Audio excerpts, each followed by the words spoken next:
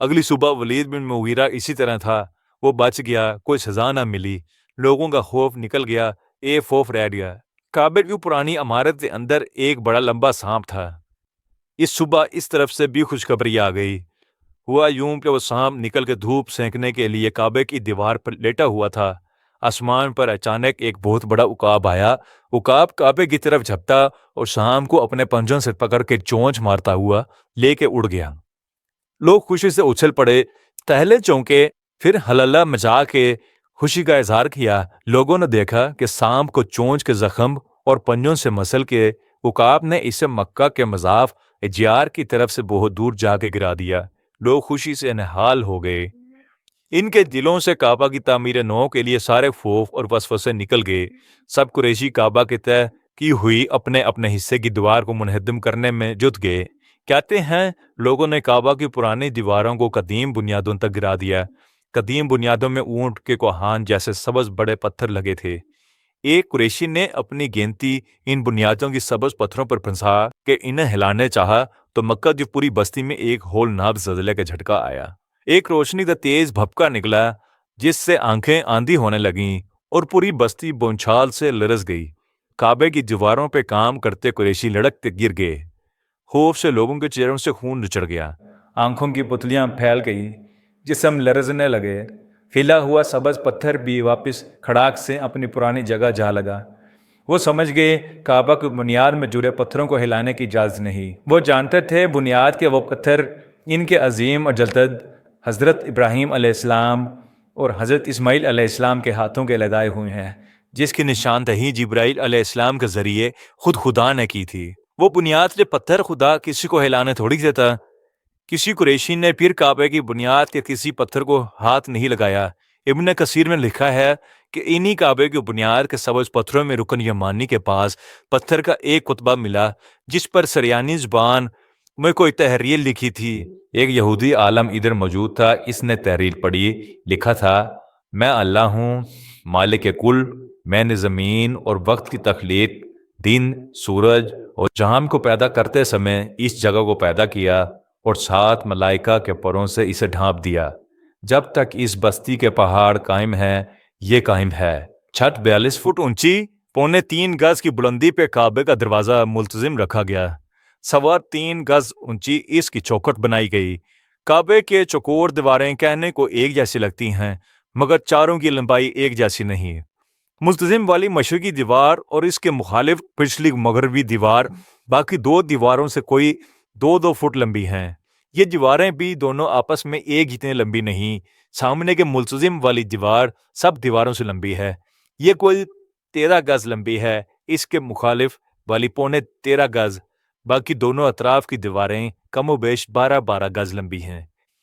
عمارت مکمل ہو گئی، چھت بچھا دی گئی، پرنالہ لگا دیا گیا، حتیم کی دیوار بھی تیار ہو گئی، دروازے میں چوکھٹ لگ گئی۔ ایک آخری مرحلہ رہ گیا، خانہ کعبہ کے چہرے پہ جس پتھر کو چوم کے یا چومنے کا اشارہ کر کے اس کا گھر کا طواف شروع کیا جانا ہے، وہ آسمان سے اترا ہوا مقدس پتھر حجر اسود اپنی جگہ پہ لگانے کا وقت آ گیا۔ تیار عمارت پر گویا نیم پلیٹ لگانے کا سمے آ گیا۔ تب قریش کے سب قبیلے پھر بحث میں پڑ گئے۔ ہر قبیلہ چاہتا تھا مقدس پتھر لگانے کا اعزاز اس کے قبیلے کو ملے۔ بحث الجھ گئی، شور و غل مچ گیا۔ لوگوں نے تیز جملوں کے بعد تلواریں میانوں سے نکال لی۔ خطرہ تھا کہ قریش کے سب قبیلے آپس میں خون خرابہ نہ شروع کر دیں۔ قریش میں پہلے ہی قبائل کے 2 دھڑے بنے ہوئے تھے، ایک خون بھرے پیالے میں انگلیاں ڈبو کے قسم کھانے والا گروہ لکھا آتا دان، دوسرا خوشبو بھرے پیالے میں ہاتھ مل کے قسم کھانے والا متی بین۔ ہلار کشیدہ ہو گئے، لڑائی تک نوبت پہنچ گئی، لڑائی کے ہتھیار جمع ہونے لگے۔ جنگ میں جو ڈھول بجائے جاتے تھے قبائل کے غلام انہیں لا کے بجانے لگے، دھم دھم ہونے لگی، ہر کوئی اپنی جان پہ کھیل کے یہ سعادت حاصل کرنے کے لیے اچھلنے لگا۔ اس مقمصے میں 4 دن گزر گئے، لوگوں نے دن رات وہیں میدان کعبہ میں ڈیرا ڈال لیا۔ قریب تھا جو قریش کے سارے قبائل آپس میں لڑ مار کے تباہ ہو جاتے۔ ایک انصاف پر مبنی فیصلہ ہو گیا۔ قریش کے سب سے عمر رسیدہ بوڑھے سردار ابو امیہ بن مغیرہ بن عبداللہ بن عمرو بن مخزوم نے کہا: اے اہل قریش، اتنے دن سے تم سب لوگ جہاں ہو کوئی فیصلہ نہیں ہو پا رہا، چلو کسی ایسے شخص کا فیصلہ مانتے ہیں جو اس وقت یہاں موجود نہیں۔ ہم کسی اور وقت پر یہ فیصلہ نہیں اٹھاتے، مبادہ کوئی کہے کسی نے ان میں چلاکی کی ہے۔ آج سورج ڈھلنے سے پہلے فیصلہ کرنا ہے۔ اب ادھر دیکھو، باب شیبہ کی طرف جو شخص بھی اب اس دروازے سے داخل ہو کے ادھر کعبہ کی طرف آئے، وہ ہمارا تمہارا سب کا متفقہ ثالث ہوگا۔ وہ فیصلہ کرے گا، وہ کچھ بھی ہو، جو بھی وہ فیصلہ کرے ہم مانیں گے۔ بولو منظور، سب بولے منظور۔ وہ دن ڈھلنے کا وقت تھا، گرمیوں کا دن تھے، دھوپ تیز تھی، لوگ کعبہ کی دیوار کے سائر میں باب شیبہ کی طرف منتظر نظروں سے دیکھ رہے تھے، کون ادھر سے آتا ہے۔ اسی دروازے کا نام اب باب السلام ہے۔ سب لوگ گردنیں گھما کے ہجوم میں کھڑے اپنے اپنے قبیلے کے لوگوں کو تک رہے تھے، سوچ رہے تھے ان کے قبیلوں کے سبھی سربردہ لوگ تو وہاں جمع تھے، کون آئے گا۔ کعبے کی دیواروں کا سایہ لمبا ہو رہا تھا، سب کعبے کے مشرقی دیوار کے سائے میں جمع تھے۔ سورج کعبے کی چھت کو چومتا چھت سے مغرب کی سمت اتر رہا تھا۔ کعبے کا سایہ لمبا ہوتا ہوتا کعبے کے صحن کی مٹی اور کنکروں پر سرکتا باب شیبہ کی دہلیز کی طرف بڑھ رہا تھا۔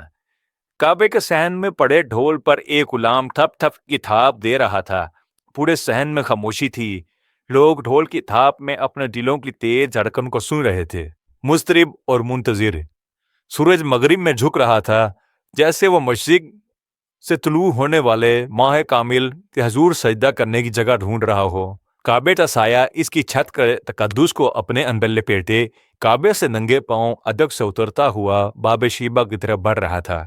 ڈھول کی تھاپ پر ایک زور کا ہاتھ پڑا اور سجدے میں پڑا سایہ باب شیبہ کی دہلیز تک پہنچا تو لوگوں نے دیکھا کہ کسی کے قدم دہلیز پہ آ پڑے ہیں۔ لوگوں نے سر اٹھایا، سورج نے سر جھکایا، شام کی سنہری دھوپ کرنوں سے اس دروازے سے داخل ہونے والے شخص کا چہرہ چمکا۔ سب لوگ خوشی سے چیخے، مرحبا اہلن و سہلن۔ ڈھول کی تھاپ لوگوں کے دلوں کی دھڑکن سے تیز ہو گئی، شور مچ گیا۔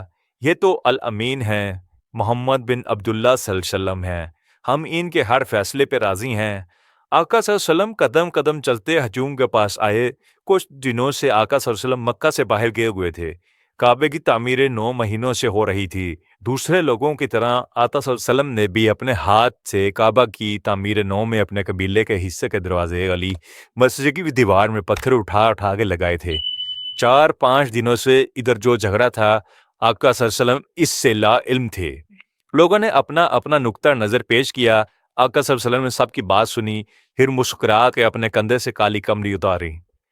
کعبہ کے چاروں دیواروں کے ذمہ دار قریشیوں کے سرداروں کو کہا، اس چادر کے 4 کونوں کو پکڑ لیں۔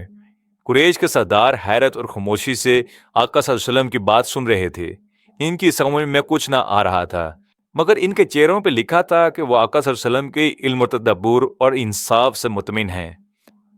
انہوں نے وہی کیا جو آقا صلی اللہ علیہ وسلم نے کہا تھا۔ وہ سب پہلے ہی تسلیم کر چکے تھے کہ جو بھی فیصلہ ہوا انہیں منظور ہوگا۔ فیصلہ تو حجر اسود کو کعبہ کے کونے پہ مقرر جگہ پہ کوئی 4.25 فٹ کی بلندی پہ لگانا تھا۔ سب سرداروں نے آقا صلی اللہ علیہ وسلم کی چادر کے کونے پکڑ لیے۔ چادر نیچے لانے کا آقا صلی اللہ علیہ وسلم نے اشارہ کیا۔ سب آقا صلی اللہ علیہ وسلم کے گھٹنوں کے پاس جھک گئے، جھک کے زمین کے پاس چادر لے گئے۔ آقا صلی اللہ علیہ وسلم نے حجر اسود کے مقدس پتھر کو اٹھا کے چادر کے درمیان میں رکھا اور سب کونے پکڑے سرداروں کو چادر اوپر اٹھانے کا کہا۔ حجر اسود کالی کملی کے درمیان میں پڑا ہے، جہاں پڑا ہے وہاں سے آقا صلی اللہ علیہ وسلم کی چادر جھکی ہوئی ہے۔ چادر کے چاروں کونے قریش کے سرداروں اور ان کے حلیفوں نے تھامے ہوئے ہیں۔ ہولے ہولے چادر اوپر اٹھ رہی ہے۔ چادر اوپر اٹھ گئی۔ جب چادر میں پڑا حجر اسود عین اپنی مقرر جگہ کے برابر پہنچ گیا تو آقا صلی اللہ علیہ وسلم نے سب کو رکنے کا اشارہ کیا۔ حجر اسود لگائے جانے والے خالی طاق کے سامنے آقا صلی اللہ علیہ وسلم کی کالی کملی میں پڑا کالا مقدس پتھر پڑا تھا۔